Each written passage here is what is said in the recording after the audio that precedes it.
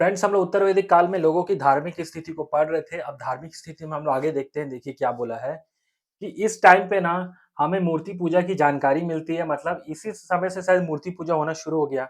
आज भी हम लोग देखे होंगे हिंदू धर्म में देवी देवताओं की जो पूजा पूजा होती है, वो मूर्ति के रूप में होती है। ठीक है, उनका एक रूप होता है जिसकी पूजा की जाती है। तो हिंदू धर्म में यानी कि इस टाइम में हमें मूर्ति पूजा की जानकारी हमें प्रॉपर मिलती है। और यहाँ पर हर एक वेद के लिए अपने एक पुरोहित थे। पुरोहित का अर्थ होता है दोस्तों, हर एक वेद के लिए अपने एक पुरोहित थे। जैसे कि ऋग्वेद के लिए होर्तु, सामवेद के लिए उद्गारता और यजुर्वेद के लिए अर्धवायु और अथर्ववेद के लिए ब्रह्मा। ठीक है, तो फ्रेंड्स देखिए हर एक वेद के लिए अपने एक पुरोहित थे। पुरोहित का अर्थ क्या होता है? देखिए हिंदू धर्म में ना हर एक पूजा पाठ के लिए कोई किसी भी प्रकार का कोई भी कार्य करने के लिए एक पारिवारिक जो पुजारी होता है, उन्हें क्या कहा जाता है? पुरोहित कहा जाता है। ठीक है, हिंदू धर्म में सम्मानित हिंदू धर्म के जो कार्य करते हैं, जो सम्मानित व्यक्ति होते हैं, जो पारिवारिक होते हैं, वो जो पुजारी होते हैं, उन पुजारी को क्या कहा जाता है दोस्तों? पुरोहित कहा जाता है। ठीक है फ्रेंड्स, तो हर एक ग्रंथ के अपने एक पुरोहित थे, जो कि हिंदू धर्म का जो पूजा पाठ हुआ, जो यज्ञ हुआ, उसको करने वाले कौन होते थे? पुजारी। उन्हीं पुजारी को क्या कहा जाता था? पुरोहित कहा जाता था। जो हिंदू धर्म से संबंधित कार्यों को करने वाले व्यक्ति को क्या कहा जाता है? जो पुजारी थे, उन्हें क्या कहा जाता है? पुरोहित कहा जाता है। तो ऋग्वेद जो ग्रंथ है उसको पढ़ने वाले होर्थु, सामवेद के उद्गारता, यजुर्वेद के अर्धवायु और अथर्ववेद के ब्रह्मा। ठीक है फ्रेंड्स, और इसी काल में हमें मूर्ति पूजा की भी जानकारी मिलती है। तो अगर आपको पूछेगा कि मूर्ति पूजा की जो जानकारी हमें किस काल में मिलती है, तो आप क्या बोलोगे? आप बोलोगे उत्तर वैदिक काल में। ठीक है फ्रेंड्स, और अगर आपको ये पूछेगा कि किस काल में हर एक वेद के अपने एक पुरोहित थे, तो आप क्या बोलोगे? उत्तर वैदिक काल में। जैसे ऋग्वेद के लिए होर्थु, सामवेद के लिए उद्गारता, यजुर्वेद के लिए अर्धवायु और अथर्ववेद के लिए ब्रह्मा। ठीक है फ्रेंड्स, पुरोहित का अर्थ होता है हिंदू धर्म में जो सम्मानित व्यक्ति, जो कि सभी प्रकार के कार्य करते हैं हिंदू धर्म से संबंधित। जो पारिवारिक पुजारी होते हैं, जो सम्मानित पुजारी होते हैं, उन्हें क्या कहा जाता है? पुरोहित कहा जाता है। ठीक है फ्रेंड्स, तो इतना नोट कर लीजिए आप लोग। आगे देखते हैं फ्रेंड्स। देखिए इसमें क्या बोला है कि उत्तर वैदिक काल में ही ना हमें बहुदेववाद, वासुदेव संप्रदाय और छह दर्शनों की जानकारी मिलती है। ठीक है फ्रेंड्स, देखिए बहुदेववाद का अर्थ होता है बहुत सारे देवताओं की जानकारी। तो आज भी देखोगे हिंदू धर्म में काफी सारे देवताओं की पूजा की जाती है। बहुदेववाद का कॉन्सेप्ट आज भी है, लेकिन अगर इसकी शुरुआत अगर आप पूछेगा कहाँ से हुआ है, तो आप क्या बोलोगे? उत्तर वैदिक काल से हुआ था। और इसी उत्तर वैदिक काल में वासुदेव संप्रदाय के बारे में भी हमें जानकारी मिलती है और छह दर्शनों की जानकारी मिलती है। छह दर्शन क्या है आपके? पहला है सांख्य, फिर आता है योग, फिर आता है न्याय, फिर आता है वैशेषिक, फिर आता है आपका मीमांसा, फिर आता है वेदांत। ये टोटल छह दर्शन है, षट दर्शन। इन छह दर्शनों की जानकारी हमें किसमें मिलती है? उत्तर वैदिक काल में है। ठीक है, फिर इन छह दर्शनों की जानकारी हमें मिलती है। अब ये छह दर्शन क्या है, इसके बारे में मैं आपको डिटेल से बताऊंगा। ठीक है, आगे पहले आप इतना नोट कर लीजिए। मैं फिर से बता दे रहा हूँ। अगर आपको पूछेगा कि बहुदेववाद की जानकारी हमें कहाँ से मिलती है, तो आप क्या बोलोगे? उत्तर वैदिक काल से। अगर आपको पूछेगा जो छह दर्शन हैं, छह दर्शनों की जानकारी हमें कहाँ से मिल रही है, तो आप क्या बोलोगे? उत्तर वैदिक काल से। उत्तर वैदिक काल में जो छह दर्शन थे, उसके क्या क्या नाम है? तो आप बोलोगे सांख्य, योग, न्याय, वैशेषिक, मीमांसा और वेदांत। ठीक है फ्रेंड्स, और इसी उत्तर वैदिक काल में ही हमें वासुदेव संप्रदाय के बारे में भी जानकारी मिलती है। ठीक है, तो इतना नोट कर लीजिए आप लोग। फ्रेंड्स आगे मैंने इससे पहले आपको जो छह दर्शन बताए थे, उन छह दर्शनों के बारे में मैं आपको जानकारी दे देता हूँ कि उनके प्रवर्तक कौन थे। ठीक है, तो दोस्तों ये दर्शन लिखा हुआ है, उसके सामने लिखा है प्रवर्तक। देखिए दोस्तों, प्रवर्तक जो है ना, प्रवर्तक का अर्थ होता है वो व्यक्ति या फिर लोगों का ग्रुप जो किसी संस्था या किसी इंस्टीट्यूशन या किसी नई चीज की कल्पना करके उसकी शुरुआत करता है, उसको रियलिटी में कन्वर्ट करता है। जैसे कोई भी संस्था है, उस संस्था को शुरुआत करने वाला वो पर्टिकुलर व्यक्ति या उन लोगों का ग्रुप जो किसी संस्था या किसी भी कम्युनिटी या किसी चीज की शुरुआत करते हैं, तो उन्हें क्या कहा जाता है? प्रवर्तक कहा जाता है। एक प्रकार से प्रवर्तक को आप क्या बोल सकते हो? फाउंडर बोल सकते हो, संस्थापक बोल सकते हो। ठीक है, तो जो चारवाक दर्शन जो है, इसके संस्थापक या प्रवर्तक कौन थे? चारवाक थे। ठीक उसी प्रकार योग, ये भी एक दर्शन है। इसके कौन है? पतंजलि है। पतंजलि आप सुने होंगे। ठीक है फ्रेंड्स, तो ये क्या है? इसके प्रवर्तक है योग के।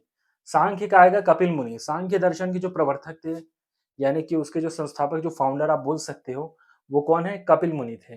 न्याय का कौन है? वो है आपके गौतम। न्याय दर्शन के जो संस्थापक है वो कौन है आपके? गौतम। ठीक उसी प्रकार वैशेषिक दर्शन जो है, वैशेषिक दर्शन ये भी एक प्रकार का दर्शन है, और इसके जो प्रवर्तक या जो संस्थापक थे वो कौन है? वो है आपके कणाद। ठीक है, और अभी इतना चारों नोट कर लीजिए दोस्तों। इसके बाद आपको मैं न्याय मीमांसा और उत्तर मीमांसा के बारे में भी बताता हूँ। ठीक है फ्रेंड्स, ये चारों दर्शन के बारे में मैं आपको बता चुका हूँ। ठीक इसी प्रकार दो दर्शन और है, वो है आपका पूर्व मीमांसा। पूर्व मीमांसा जो दर्शन है उसके जो प्रवर्तक थे, जो संस्थापक थे, उनका नाम था जैमिनी। और उत्तर मीमांसा जो दर्शन है उसके संस्थापक कौन थे? बदरायण। ठीक है, तो ये जो प्रवर्तक होते हैं कौन होते हैं?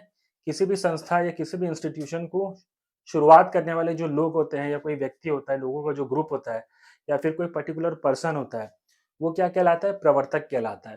तो प्रवर्तक एक प्रकार से क्या हुए? फाउंडर हुए। ठीक है फ्रेंड्स, मैं फिर से पढ़ देता हूँ। चारवाक दर्शन के प्रवर्तक कौन थे? चारवाक। योग के दर्शन के प्रवर्तक कौन? पतंजलि यानी फाउंडर। सांख्य दर्शन के कपिल मुनि। न्याय दर्शन के गौतम। और वैशेषिक दर्शन के कणाद। ठीक है फ्रेंड्स, पूर्व मीमांसा के थे जैमिनी, और उत्तर मीमांसा के थे बादरायण। ठीक है फ्रेंड्स, तो इतना नोट कर लीजिए आप लोग। फ्रेंड्स आगे पढ़ते देखिए इसमें क्या बोला है कि मौत पर चर्चा सर्वप्रथम हमें सतपथ ब्राह्मण में देखने को मिलती है, और मोक्ष की जानकारी यानी मोक्ष पर भी जो चर्चा होती है वो हमें उपनिषद से देखने को मिलती है, उपनिषद में। ठीक है, परीक्षित को दोस्तों मृत्यु लोक का देवता कहा गया है। देखिए दोस्तों, मौत पर जो चर्चा होती है, मौत पर चर्चा हमें सबसे पहले किसमें देखने को मिल रही है? यानी मृत्यु पर चर्चा सतपथ ब्राह्मण में। यानी मृत्यु पर अगर चर्चा की जो जानकारी है वो हमें सबसे पहले किसमें मिल रही है? सतपथ ब्राह्मण में। सतपथ ब्राह्मण क्या एक प्रकार का ग्रंथ है, मैं आपको पहले ही बता चुका हूँ। और मोक्ष की चर्चा या मोक्ष की जानकारी हमें किसमें मिलती है? उपनिषद में मिलती है। दोस्तों उपनिषद एक प्रकार का ग्रंथ है। अगर आप उपनिषद का शाब्दिक अर्थ देखोगे तो उसका मतलब होता है किसी ज्ञानी के निकट बैठना। ठीक है, कोई टैलेंटेड पर्सन, कोई एजुकेटेड पर्सन के पास बैठना, ये कहलाता है उपनिषद का शाब्दिक अर्थ। ठीक है, उपनिषद का शाब्दिक अर्थ क्या होता है? किसी ज्ञानी के निकट बैठना। और उपनिषद हिंदू धर्म की ना मूल शिक्षाओं का संग्रह है। जो हिंदू धर्म में जो बेसिक टीचिंग्स है, बेसिक जो एजुकेशन है, उन सबकी जो जानकारी है वो किस में दी गई है? उपनिषद में दी गई है। तो उपनिषद भी क्या एक प्रकार का ग्रंथ है। और उपनिषद का जो वर्ड मीनिंग है, जो शाब्दिक अर्थ है, उसका अर्थ होता है किसी ज्ञानी के निकट में, यानी कि किसी एजुकेटेड के निकट में, पास में बैठना। तो क्या होता है उपनिषद का शाब्दिक अर्थ? किसी ज्ञानी के निकट में बैठना। और उपनिषद जो है ये हिंदू धर्म की मूल शिक्षाओं का संग्रह है। इस चीज को याद रखोगे, जो बेसिक टीचिंग्स होती है हिंदू धर्म की, उन शिक्षाओं का संग्रह क्या है? उपनिषद है। और इसी में परीक्षित को मृत्यु लोक का देवता, यानी वो प्लेनेट जहां पर मौत होती है, उस प्लेनेट, उस लोक के जो देवता हैं वो कौन है? परीक्षित है। अगर आपको पूछेगा कि मौत पर चर्चा सर्वप्रथम हमें किसमें मिलती है, तो आप क्या बोलोगे? सतपथ ब्राह्मण में। मोक्ष की चर्चा या मोक्ष पर जो जानकारी है वो हमें सबसे पहले किसमें मिलती है? उपनिषद में। ठीक है, ये पूछेगा कि उपनिषद का अर्थ क्या होता है, तो इसका अर्थ होता है किसी ज्ञानी के निकट या पास में बैठना। और उपनिषद जो होता है, मैं फिर से बता रहा हूँ, ये हिंदू धर्म की मूल शिक्षाओं का संग्रह है। जो धर्म की जो बेसिक एजुकेशन है उनकी प्रॉपर जानकारी क्या है? उपनिषद है। ठीक है, और अगर आपको पूछेगा तो परीक्षित कौन है, तो आप क्या बोलोगे? मृत्यु लोक के एक देवता है। ठीक है, तो मृत्यु लोक के देवता कौन है अगर आपको पूछेगा, तो क्या है? परीक्षित। ठीक है फ्रेंड्स, तो इतना नोट करिए आप लोग। आगे पढ़ते हैं दोस्तों, देखिए क्या बोला है कि बृहद आरण्यक एक उपनिषद है जिसमें हमें पुनर्जन्म की कॉन्सेप्ट, यानी कि पुनर्जन्म का जो अवधारणा है उसकी जानकारी हमें मिलती है। कहाँ से? बृहद आरण्यक उपनिषद से। और महिलाओं को अर्धांगिनी कहा गया। आप लोगों ने सुना होगा अर्धांगिनी जो शब्द है वो महिलाओं को कहा जाता है। इसकी जानकारी हम ये जो महिलाओं को अर्धांगिनी कहते हैं, ये बात किसमें लिखी हुई है? ये लिखी हुई है आपके सतपथ ब्राह्मण में। तो अगर आपको पूछेगा कि महिलाओं को यानी लेडीज लोग को अर्धांगिनी कहा जाता है, ये कहाँ लिखा हुआ है, तो आप क्या बोलोगे? सतपथ ब्राह्मण में। ठीक है, और अगर आपको ये पूछेगा कि पुनर्जन्म के कॉन्सेप्ट की जो जानकारी है वो हमें किस उपनिषद से मिलती है, तो आप क्या बोलोगे? बृहदारण्यक उपनिषद से। ठीक है फ्रेंड्स, तो इतना नोट कर लीजिए आप लोग। फ्रेंड्स आगे पढ़ते देखिए इसमें क्या बोला है कि यज्ञ एवं कर्म कांड की जो निंदा की गई है साफ तौर पर हमें उपनिषद में मिलती है। यज्ञों और कर्म कांडों की निंदा साफ तौर पर हमें उपनिषद में मिलती है और छांदोग्य उपनिषद में केवल 3 आश्रमों का उल्लेख है। जैसे हम जो यज्ञ करते हैं, कर्मकांड जो भी करते हैं, जितने भी प्रकार के पूजा पाठ जैसे यज्ञ हुआ, इन सब की निंदा हमें किसमें मिलती है? साफ तौर पर हमें उपनिषद से हमें मिलती है। उपनिषदों में यज्ञ यानी जिस प्रकार की जो विधियां अपनाई जाती है, यज्ञ जो कर्मकांड होते हैं, इनकी निंदा हमें मिलती है। किसमें मिलती है? उपनिषद में मिलती है। ठीक है?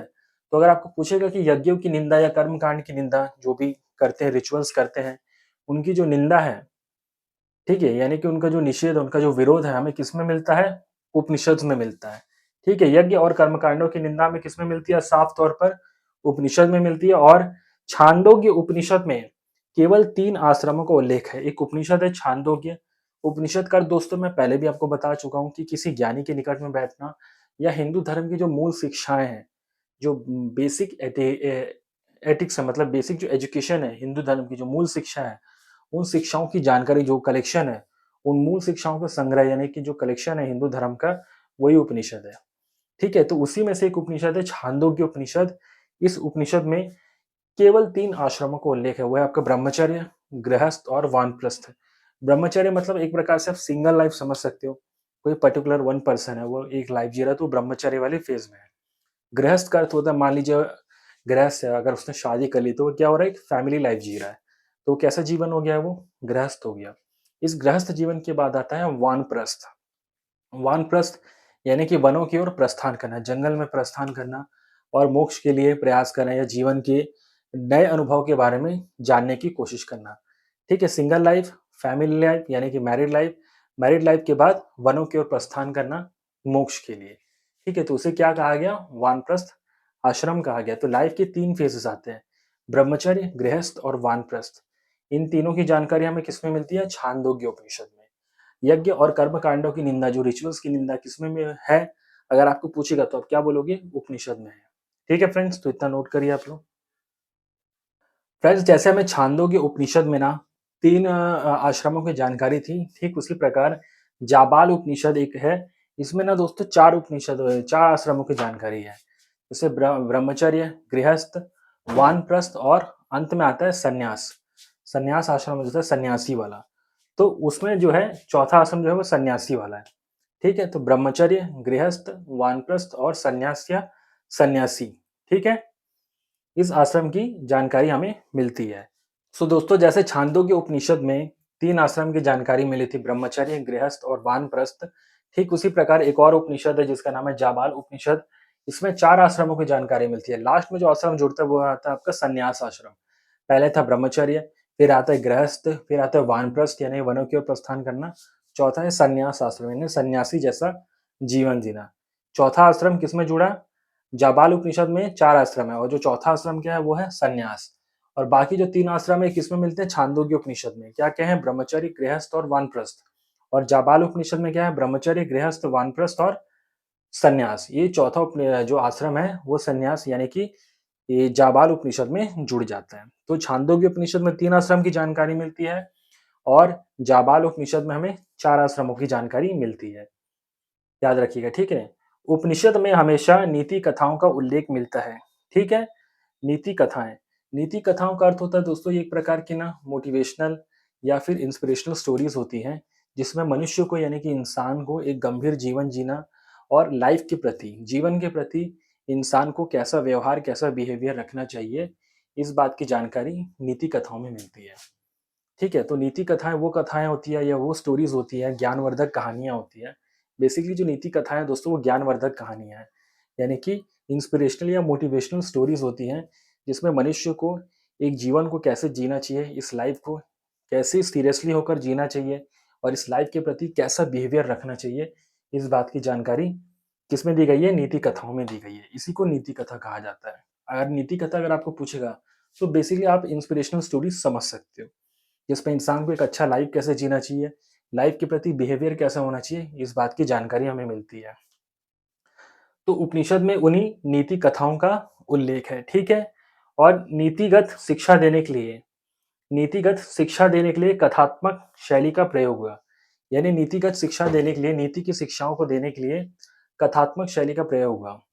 कथात्मक शैली का अर्थ होता है दोस्तों, किसी भी कथा या किसी भी कहानी को बताने का तरीका। कथात्मक शैली, शैली का अर्थ क्या होता है? एक प्रकार का तरीका। तो कथात्मक शैली का अर्थ होता है किसी भी कहानी को या फिर किसी भी कथा को बताने का तरीका, जिसमें कथा या कहानी के जो पात्र हैं उनका जो चित्रण है एक पर्टिकुलर वे में, एक पर्टिकुलर पर्सपेक्टिव से किया जाता है। यानी किसी कहानी को कितना अच्छे से बताया जा सके जिससे कि सामने वाले इंसान को कहानी और उस कहानी में जो पात्र है, जो घटना है, उसकी प्रॉपर जानकारी उस सामने वाले इंसान को हो जाए। ठीक है? तो इसे क्या कहा जाता है? कथात्मक शैली। कथात्मक शैली में क्या होता है? किसी भी कहानी को बताने का तरीका जिसमें कि उस घटना के पात्र की जानकारी एक पर्टिकुलर वे में की गई हो। उस घटना के जो पात्र हैं और उस घटना की जो जानकारी है, एक पर्टिकुलर पर्सपेक्टिव, एक प्रॉपर पर्सपेक्टिव में दी गई हो, जो बताने का तरीका हो, उसे ही क्या कहा जाता है? कथात्मक शैली कहा जाता है। ठीक है फ्रेंड्स? तो मैं फिर से पढ़ देता हूँ। इसी प्रकार जाबाल उपनिषद में 4 आश्रम की जानकारी मिलती है। चौथा आश्रम क्या था आपका? संन्यास आश्रम था। छांदोग्य उपनिषद में 3 आश्रम थे जो कि ब्रह्मचर्य, गृहस्थ, वानप्रस्थ थे, ये थे छांदोग्य उपनिषद में। लेकिन जाबाल उपनिषद में 4 आते हैं और चौथा आश्रम कौन सा जुड़ जाता है? संन्यास आश्रम।